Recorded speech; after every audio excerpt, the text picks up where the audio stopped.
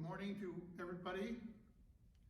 This is a wonderful occasion and I'm happy to be here for several reasons. One of which is, in 1984, I was in this very courtroom, sworn in as a Superior Court judge. That was in 1984. We are going to welcome a new addition to the Superior Court bench. She will do well here under very good direction. Judge Brazil is no longer the presiding judge, but we have presiding judge, Judge Taylor, and Judge Jessner.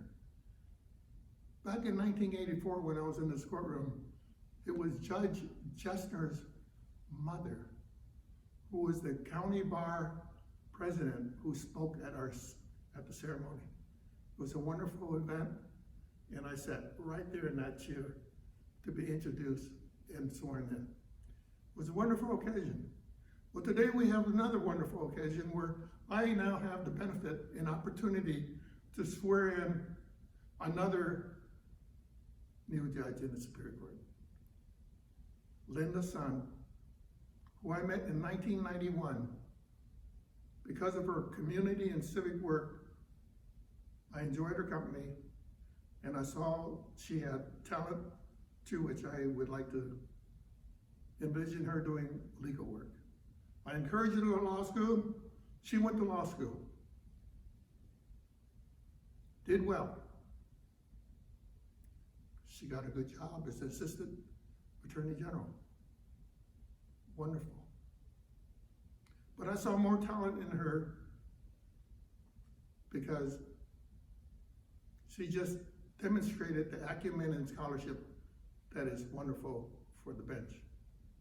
I have to say that it's a little bit of a tribute to her. I know what she did.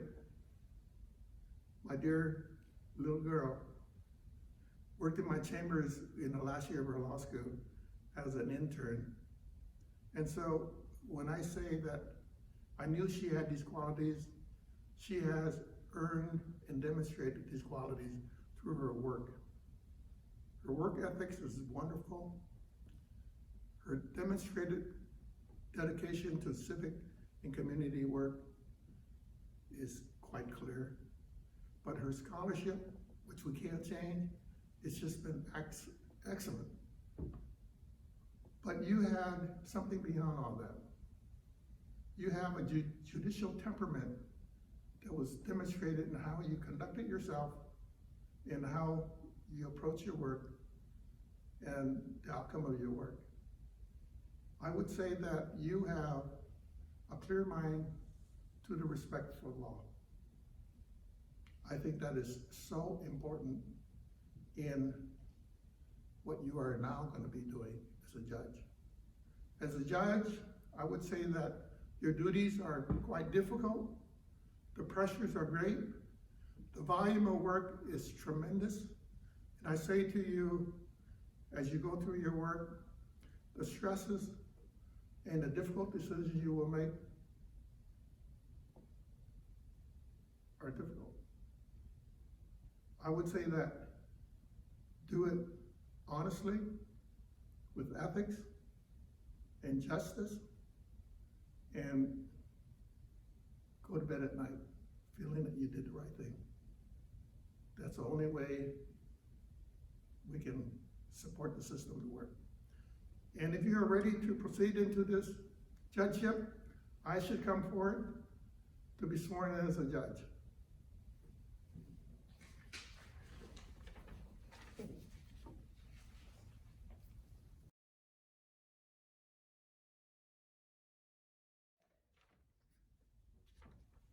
Linda, raise your right hand, let me swear you in. Repeat after me. I, Linda Lou Sun, I, Linda Lou Sun, do solemnly swear that I will support and defend the Constitution of the United States the Constitution of the United States and the Constitution of the State of California and the Constitution of the State of California against all enemies, foreign and domestic, that I will bear true faith and allegiance to the Constitution of the United States to the Constitution of the United States and the Constitution of the State of California, and the Constitution of the State of California, that I will take this obligation freely that I will take this obligation freely without any mental reservation without any mental reservation or purpose of evasion, or purpose of evasion, that I will well and faithfully that I will well and faithfully discharge the duties discharge the duties upon which I am about to enter. upon which I am about to enter. Well, congratulations. You are now a Superior Court judge. Thank you. And to have the proper garb, who do you have to enrobe you? I will have my family, my mother, Yamiliu, my husband, Albert Son, and my children, Seraphine and Skylar.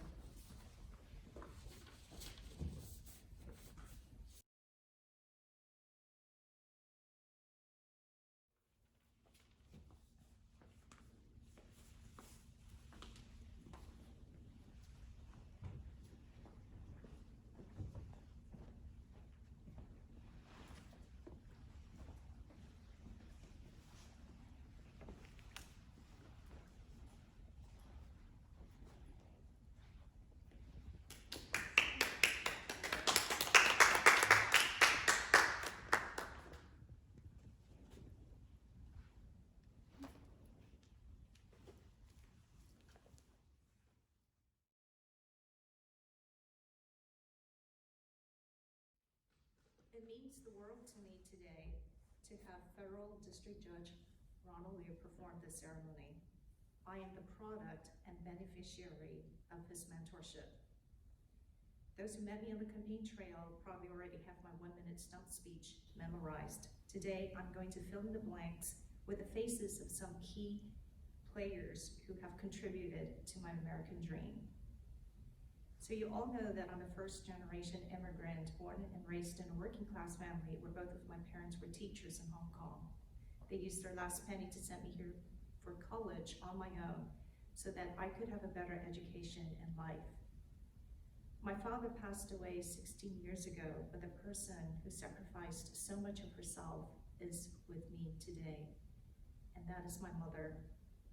While I was in college, she was working a 15-hour day in Hong Kong to support my expensive tuition as a foreign student. The image of her getting shoved into a sardine-packed metro train day in and day out to get to work is still vivid in my mind. The strong work ethic, the resoluteness, the adaptability, and positivity that she instilled in me are some of the guiding principles in my life. Without her vision and sacrifice, I would not be the person I am today. Thank you, Mother. I love you. After I graduated from UCLA, I had the great fortune to work with the late Secretary of State, March Yu. I was her special assistant and later became her only goddaughter. Before she left for her post as U.S. Ambassador to Micronesia, she encouraged me to go to law school. She told me to seek a legal guru out because he helped her son, Kip, or known as Matthew Fong, to get into law school. I needed to speak with this person. The notion of becoming a lawyer was very intimidating and unfathomable to someone who has only been in this country for a few years. So I turned to the revered community leader and legal guru, Judge Liu, for guidance. He told me that the rule of law is the bedrock of our society and in every profession. It gives you the power to help others. I was inspired by this great man, so I applied to Judge Liu's alma mater. During law school, I was an extern in his chambers and also became a naturalized citizen. The person who swore me in, along with 5,000 other new citizens, was Judge Liu. After I passed the bar, the person who swore me in as a new lawyer was also Judge Liu. So this is the third time he's played a pivotal role in my life's major milestones. He also gave my parents a private swearing-in ceremony when they received their citizenship upon learning that my father was ill with cancer. When I decided to run for a judgeship, after having a very rewarding 20-year career at the Attorney General's office, I naturally consulted Judge Liu. He first gave me a stern reality check, which almost crushed all my hopes, and then he turned to me and smiled and said, "Why did it take you so long to do this?" The campaign was an extraordinarily humbling, arduous, and eye-opening process. I am so blessed to have rekindled with many old friends and met new ones. I would have invited each and every one of them to this ceremony, but for the pandemic, which restricted the gathering to only immediate family members. To my kids, Seraphine and Skylar, nieces, nephews, godchildren, Cindy Chung, thank you for your pure and unconditional love. I am grateful for the role models I have in my life, and I hope to pass their wisdom along to you.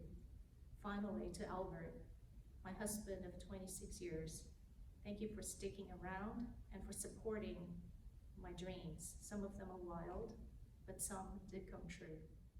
Thank you.